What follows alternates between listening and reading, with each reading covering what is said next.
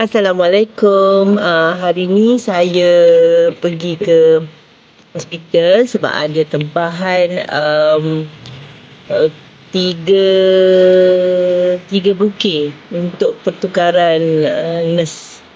Jadi saya tunjuk bukit saya buat, tapi tak adalah proses membuatnya. Cuma saya buat untuk dihantar ke hospital. Okey, nanti kita jumpa lagi. Ini bukit yang saya buat tu bukanlah bukit mahal.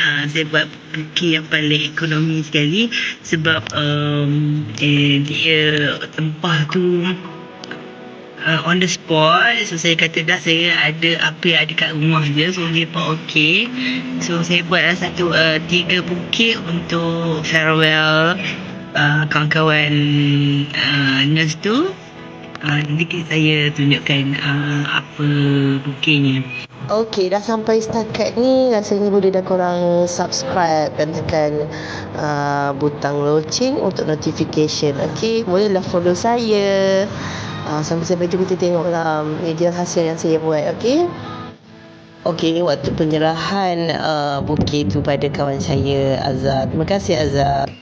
So selain daripada jadi DJ, jadi MC, jadi wedding planner, wedding organizer, semua tu saya buat bukit dan juga buat hantaran. Okey, kalau berminat boleh hubungi saya saya hanya buat di kawasan Temerloh lah buat sementara ni. Okey. Okey, sekian dulu. Nanti kita berjumpa lagi. Anyway, jangan lupa subscribe.